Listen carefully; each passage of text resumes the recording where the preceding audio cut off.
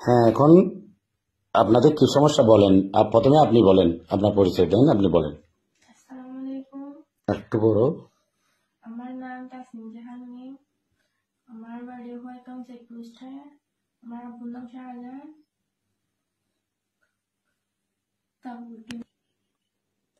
বলো। আমার আব্বুর নাম শাহজাহান। আমার বাড়ি হোয়াইটং চেকপোস্টে 2 নম্বর ওয়ার্ড বাঙালি। আমি পালিয়ে বিয়ে করছি। আমার আব্বু আম্মু জানতো আমার আগে রিলেশন ছিল শাহিদের সাথে। আমার আব্বু আম্মু মেনে নেয় নাই। আমি অনেক বুঝাইছি, তাও মেনে নিই নাই। তার জন্য যখন আমাকে জোর করে বিয়ে দিতে চেষ্টা করছিল, আমি হাত কেটে ফেলছি। আমি হাত কাটার পরেও আমার আব্বু আম্মু দয়া মায়া হয় নাই, তাই আমি বাসা থেকে বাহির হয়ে গেছি।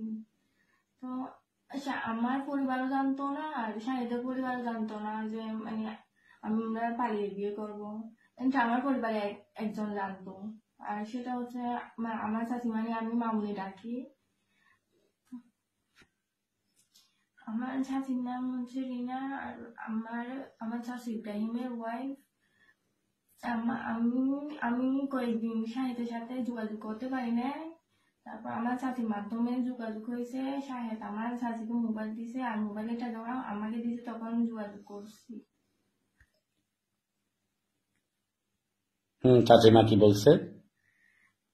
আমাকে মোবাইল এনে দিছে, তারপর আমি কথা বলছি। আর শুধু মোবাইল এনে দিছে তা নয়, আমাকে রাত 3:30টার দিকে পালিয়ে যাওয়ার সময় সাহায্য করছিল। গেট খুলে দিয়েছিল। আমি একা একা তো বাহির হতে পারতাম না, কারো সাহায্য ছাড়া তো একা বাহির হওয়া সম্ভব না। আর আমাকে ওর হাতে তুলে দিছিল। মামুনি, আপনি তো আমাকে গেট খুলে দিয়েছিলেন, সাহায্য করছিলেন। এখন আমার আব্বু আম্মুকে কেন উস্কাচ্ছেন, থানায় কেন পাঠাচ্ছেন? মামুনি, আপনি তো আমাকে সবকিছু সাহায্য করেছেন, তো আমার আব্বু আম্মুকে উস্কিয়ে তারা মামলা করে লাভ কি হবে? আমরা তো সুখে আছি, আর এখন আপনার কেন জ্বলতেছে? আমাদের জন্য দোয়া করেন, আমরা অনেক সুখে আছি। শাহিদের পরিবারকে হয়রান করিয়েন না, হয়রান করে কোনো লাভ হবে না।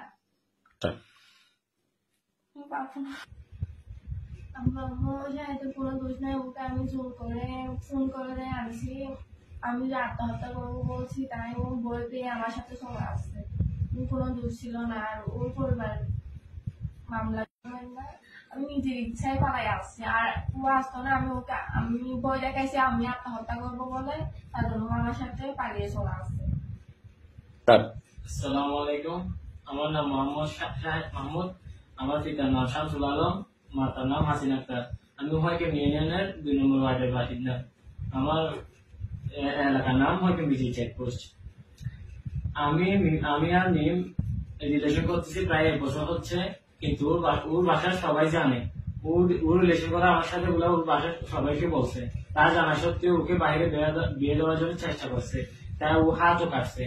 হাত কাটার পরও তাদের মায়া দয়া হয় নাই, কিন্তু ও আমাকে এগুলো প্রথমে জানায় নাই। পরে ওর মামুনির কিছুদিন কথা বলা বন্ধ হয়ে গেছে। পরে ওর মামুনির মাধ্যমে আমার থেকে মোবাইল নিয়েছে, একটা ছোট মোবাইল। তারপর আমার সাথে কথা হয়েছে, ওখানে সে আমাকে এগুলো জানাইছে। জানার পর ও আমাকে বলতেছে চলো পালিয়ে যাই, কিন্তু আমি প্রথমে রাজি হই নাই। হঠাৎ শুক্রবারে বাসা থেকে বের হয়ে গেছে। আমাকে রাত 2টায় কল দিছে। ফোন দিয়ে বলতেছে আমি বাসা থেকে বের হয়ে গেছি, তুমি চলে আসো, না হয় আমি আত্মহত্যা করবো। আমি বলতেছি আমি স্টুডেন্ট মানুষ, আমি এখনো নিজের পায়ে যাই না, আমি বাসায় বসে খাই পিতা মাতার আমি কোনো কাজও করি না। এখন আমি কেমনে কি করবো? ও বলতেছে আমি আত্মহত্যা করবো, আমার আর কোনো জায়গা নাই কিছু কোথাও যাওয়ার জন্য। এটা বলার পর আমি বের হয়ে গেছি বাসা থেকে। তারপর পালিয়ে যাওয়ার সিদ্ধান্ত নিয়েছি। তারপর আমরা বাসা থেকে পালিয়ে কক্সবাজারে এসে ইসলামী শরীয়ত অনুযায়ী বিয়ে করছি এবং একটা লুটারি করছি। এটা কত ওই কামিন নামা স্বর্ণ কতগুলো ধরছে, যেটা স্টাম্প করছে, কত কি করছে? তারপর লুটারির মাধ্যমে আমরা 10 লাখ টাকা কামিন দিছি এবং 5 ভরি স্বর্ণ দিছি। ইসলামী শরীয়ত অনুযায়ী বিয়ে করে ফেলছি। এখন আমরা অনেক সুখে আছি। আমি প্রশাসনের প্রতি অনুরোধ করতেছি, আমার মা বাবার উপরও কোনো হয়রানি করবেন না এবং ওর মা বাবার উপরও কোনো হয়রানি করবেন না। আমরা ইসলামিক শরীয়ত অনুযায়ী বিয়ে করে ফেলছি এবং অনেক সুখে আছি। আপনারা পারলে আমাদের জন্য দোয়া করবেন।